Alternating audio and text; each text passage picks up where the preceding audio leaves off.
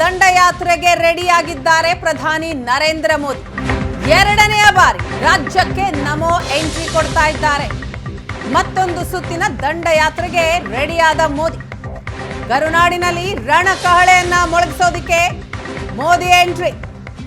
ಮೊದಲ ಹಂತದ ಮತದಾನಕ್ಕೂ ಮುನ್ನವೇ ಅಖಾಡಕ್ಕೆ ಇಳಿತಾರೆ ಪ್ರಧಾನಿ ನರೇಂದ್ರ ಮೋದಿ. ಏಪ್ರಿಲ್ 14ರಂದು ಪ್ರಚಾರಕ್ಕೆ ಕಿಕ್ ಸ್ಟಾರ್ಟ್ ನೀಡಲಿದ್ದಾರೆ. ಬೆಂಗಳೂರು ಗ್ರಾಮಾಂತರ, ಚಿಕ್ಕಬಳ್ಳಾಪುರ ಕ್ಷೇತ್ರಗಳಲ್ಲಿ ಮೋದಿ ಪ್ರಚಾರ ನಡೆಸಲಿದ್ದಾರೆ. ಕಳೆದ ತಿಂಗಳು 2 ಬಾರಿ ರಾಜ್ಯಕ್ಕೆ ಆಗಮಿಸಿದಂತಹ ಪ್ರಧಾನಿ ಮೋದಿ ಈ ಬಾರಿ ಮೊದಲ ಹಂತದ ಮತದಾನಕ್ಕೂ ಮುನ್ನವೇ ಅಖಾಡಕ್ಕೆ ಇಳಿತಾ ಇದ್ದಾರೆ. ಏಪ್ರಿಲ್ 14ನೆಯ ತಾರೀಕು ಪ್ರಚಾರಕ್ಕೆ ಕಿಕ್ ಸ್ಟಾರ್ಟ್ ನೀಡಲಿದ್ದಾರೆ ಪ್ರಧಾನಿ. ಚುನಾವಣೆ ಘೋಷಣೆ ಆದ ನಂತರ ಮಾನ್ಯ ಪ್ರಧಾನಮಂತ್ರಿಗಳು ಕಲಬುರಗಿ ಮತ್ತು ಶಿವಮೊಗ್ಗದಲ್ಲಿ ಭಾರತೀಯ ಜನತಾ ಪಾರ್ಟಿಯ ಪ್ರಚಾರದ ಸಭೆಯನ್ನು ಉದ್ದೇಶಿಸಿ ಮಾತನಾಡಿದರು. ನಾಮಪತ್ರ ಸಲ್ಲಿಕೆ ಆದ ನಂತರ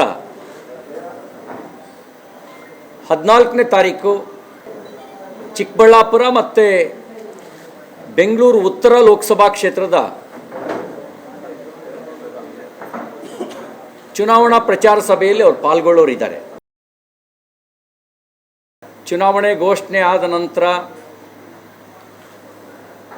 ಮಾನ್ಯ ಪ್ರಧಾನಮಂತ್ರಿಗಳು ಕಲಬುರಗಿ ಮತ್ತು ಶಿವಮೊಗ್ಗದಲ್ಲಿ ಭಾರತೀಯ ಜನತಾ ಪಾರ್ಟಿಯ ಪ್ರಚಾರದ ಸಭೆಯನ್ನು ಉದ್ದೇಶಿಸಿ ಮಾತನಾಡಿದರು. ನಾಮಪತ್ರ ಸಲ್ಲಿಕೆ ಆದ ನಂತರ 14ನೇ ತಾರೀಕು ಚಿಕ್ಕಬಳ್ಳಾಪುರ ಮತ್ತು ಬೆಂಗಳೂರು ಉತ್ತರ ಲೋಕಸಭಾ ಕ್ಷೇತ್ರದ ಚುನಾವಣಾ ಪ್ರಚಾರ ಸಭೆಯಲ್ಲಿ ಅವರು ಪಾಲ್ಗೊಳ್ಳೋರಿದ್ದಾರೆ. ಚುನಾವಣೆ ಘೋಷಣೆ ಆದ ನಂತರ ಮಾನ್ಯ ಪ್ರಧಾನಮಂತ್ರಿಗಳು ಕಲಬುರಗಿ.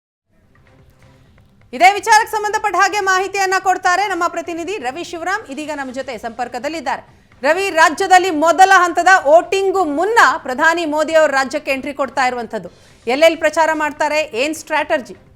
ಮೇಡಮ್, ನರೇಂದ್ರ ಮೋದಿ ಅವರ ಪ್ರಚಾರ ಈಗಾಗಲೇ 2 ಕಡೆಗಳಲ್ಲಿ ಆಗಿದ್ದಾವೆ. ಅದು ಕಲಬುರಗಿ ಇರಬಹುದು, ಶಿವಮೊಗ್ಗ ಇರಬಹುದು. 2 ಕಡೆಗಳಲ್ಲಿ ನರೇಂದ್ರ ಮೋದಿ ಅವರು ಸಮಾವೇಶದಲ್ಲಿ ಭಾಗಿಯಾಗಿ ಮತವನ್ನು ಯಾಚನೆ ಮಾಡಿ ಹೋಗಿದ್ದಾರೆ ಮತ್ತು ಕೇಂದ್ರ ಸರ್ಕಾರ ಸಾಧನೆಗಳನ್ನು ತನ್ನ ಭಾಷಣದುದ್ದಕ್ಕೂ ಕೂಡ ಹೇಳಿದ್ದಾರೆ.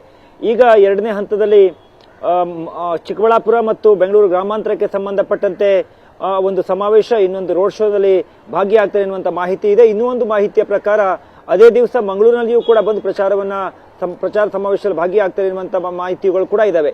ಅದಿನ್ನೂ ಕನ್ಫರ್ಮ್ ಆಗಬೇಕಾಗಿದೆ. ಆದರೆ ಬೆಂಗಳೂರು ಗ್ರಾಮಾಂತರದಲ್ಲಿ ಬಹಳ ಇಂಟ್ರೆಸ್ಟಿಂಗ್ ಅಂತ ಹೇಳಿದ್ರೆ, ಬೆಂಗಳೂರು ಗ್ರಾಮಾಂತರವನ್ನು ಬಹಳ ಸೀರಿಯಸ್ ಆಗಿ ತೆಗೆದುಕೊಂಡಿರುವಂಥ ಬಿಜೆಪಿ ಮೊನ್ನೆಯಷ್ಟೇ ಅಮಿತ್ ಶಾ ಅವರ ರೋಡ್ ಶೋವನ್ನು ನಡೆಸಿತ್ತು ಚನ್ನಪಟ್ಟಣದಲ್ಲಿ.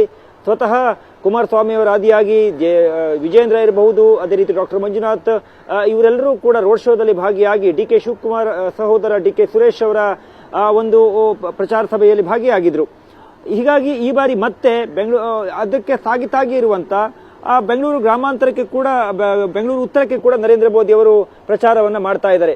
ಬ್ಯಾಟರಾಯನಪುರ ಮತ್ತು ಹೆಬ್ಬಾಳ ವಿಧಾನಸಭಾ ಕ್ಷೇತ್ರದ ವ್ಯಾಪ್ತಿಯ ಒಳಗಡೆ ಅವತ್ತು ಸಂಜೆ ರೋಡ್ ಶೋವನ್ನು ಮಾಡೋದಕ್ಕೆ ಈಗಾಗಲೇ ತೀರ್ಮಾನವನ್ನು ಮಾಡಲಾಗಿದೆ. ಈ ಬಾರಿ ಬೆಂಗಳೂರು ಉತ್ತರದಲ್ಲಿ ಅಭ್ಯರ್ಥಿಯ ಬದಲಾವಣೆಯನ್ನು ಕೂಡ ಮಾಡಲಾಗಿದೆ. ಸದಾನಂದ ಗೌಡರು ಆರಂಭದಲ್ಲಿ ಚುನಾವಣೆ ಸ್ಪರ್ಧೆ ಮಾಡೋದಿಲ್ಲ ಅನ್ನುವಂಥ ಮಾತನ್ನ ಹೇಳಿದ್ರು. ನಂತರದಲ್ಲಿ ಚುನಾವಣೆ ಸ್ಪರ್ಧೆ ಮಾಡ್ತೀನಿ ಹೇಳುವಂತ ಇಂಗಿತವನ್ನು ವ್ಯಕ್ತಪಡಿಸಿದ್ರು. ಆದರೆ ಅಂತಿಮವಾಗಿ ಹೈಕಮಾಂಡ್ ಅವರಿಗೆ ಟಿಕೆಟ್ ಅನ್ನು ನಿರಾಕರಿಸಿತು. ಶೋಭಾ ಕರಂದ್ಲಾಜೆ ಅವರನ್ನು ಉಡುಪಿಯಿಂದ ತಂದು ಬೆಂಗಳೂರು ಉತ್ತರಕ್ಕೆ ಅವರಿಗೆ ಅವಕಾಶವನ್ನು ಮಾಡಿಕೊಟ್ಟಿದ್ದಾರೆ. ಅಲ್ಲಿ ಒಂದಿಷ್ಟು ಸಣ್ಣ ಪುಟ್ಟ ಗೊಂದಲಗಳು ಆರಂಭದಲ್ಲಿ ಕಂಡರೂ ಕೂಡ ಈಗ ಸ್ವಲ್ಪ ಬಿಜೆಪಿಯಲ್ಲಿ ಸರಿಹೊಂದುವಂತ ವಾತಾವರಣಗಳು ಸೃಷ್ಟಿಯಾಗಿದೆ. ಈ ಸಂದರ್ಭದಲ್ಲಿ ಸ್ವತಃ ನರೇಂದ್ರ ಮೋದಿ ಅವರೇ ಬಂದು ಪ್ರಚಾರದಲ್ಲಿ ಭಾಗಿಯಾಗ್ತಾ ಇರುವಂತದ್ದು ವಿಶೇಷವಾಗಿ ಕಾಣ್ತಾ ಇದೆ. ಕಳೆದ ವಿಧಾನಸಭಾ ಚುನಾವಣೆಯ ಸಂದರ್ಭದಲ್ಲಿ ವೀಣಾ ಬೆಂಗಳೂರಿನಲ್ಲಿ ನರೇಂದ್ರ ಮೋದಿ ಅವರು ರೋಡ್ ಶೋವನ್ನು ಮಾಡಿದ್ರು. ಸುಮಾರು 3-4 ರೋಡ್ ಶೋಗಳನ್ನು ಮಾಡುವುದರ ಮೂಲಕ ಬಿಜೆಪಿಗೆ ಒಂದಿಷ್ಟು ಬಲವನ್ನು ತುಂಬುವಲ್ಲಿ ನರೇಂದ್ರ ಮೋದಿ ಅವರ ರೋಡ್ ಶೋ ಕಾರಣವಾಗಿತ್ತು ಎನ್ನುವಂತ ಒಂದು ವಿಮರ್ಶೆಗಳು ಮತ್ತು ಅದು ವಾಸ್ತವವು ಕೂಡ ಬಿಜೆಪಿ ನಾಯಕರುಗಳಿಗೆ ಅರಿವಾಗಿತ್ತು. ಈ ಕಾರಣಕ್ಕೋಸ್ಕರ ಬೆಂಗಳೂರು ಸಿಟಿಯಲ್ಲಿ ಸಮಾವೇಶಗಳನ್ನು ಮಾಡುವ ಬದಲು ರೋಡ್ ಶೋವನ್ನು ಮಾಡಿದರೆ ಉತ್ತಮ ಎನ್ನುವ ನಿರ್ಧಾರಕ್ಕೆ ಬಂದಿರುವಂತಹ ರಾಜ್ಯ ಬಿಜೆಪಿ ಈಗ ನರೇಂದ್ರ ಮೋದಿ ಅವರ ಮೂಲಕ ರೋಡ್ ಶೋಗೆ ಹೋಗ್ತಾ ಒಂದು ನಿರ್ಣಯವನ್ನು ಕೈಗೊಂಡು ರೋಡ್ ಶೋವನ್ನು ಅರೇಂಜ್ ಮಾಡಿದೆ. ಚಿಕ್ಕಬಳ್ಳಾಪುರದಲ್ಲಿಯೂ ಕೂಡ ಈ ಬಾರಿ ಸುಧಾಕರ್ ಟಿಕೆಟ್ ಕೊಡಲಾಗಿದೆ. SR ವಿಶ್ವನಾಥ್ ಮತ್ತು ಸುಧಾಕರ್ ನಡುವೆ ಒಂದಿಷ್ಟು ಗೊಂದಲಗಳಿದ್ದಾವೆ. ಪ್ರತಿದಿನವೂ ಕೂಡ ಅದು ಚರ್ಚೆಗಳು ಆಗ್ತಾ ಇದ್ದಾವೆ. ಹೀಗಾಗಿ ನರೇಂದ್ರ ಮೋದಿ ಅವರ ಸಮಾವೇಶವನ್ನು ಮಾಡುವುದರ ಮೂಲಕ ಎಲ್ಲರನ್ನ ಒಗ್ಗಟ್ಟಾಗಿ ಒಂದಾಗಿ ಮತ್ತು ಆ ಸಭೆಯಲ್ಲಿ JDSನ ಪ್ರಮುಖ ನಾಯಕರುಗಳನ್ನು ಸೇರಿಸಿಕೊಂಡು ಸಮಾವೇಶವನ್ನು ಮಾಡೋದಕ್ಕೆ ತೀರ್ಮಾನ ಆಗಿದೆ.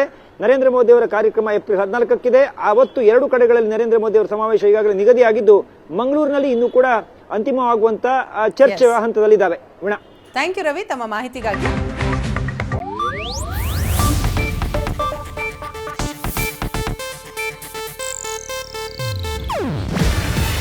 ಇದು ಏಷ್ಯಾನೆಟ್ ನ್ಯೂಸ್ ನೆಟ್ವರ್ಕ್ ಪ್ರಸ್ತುತಿ.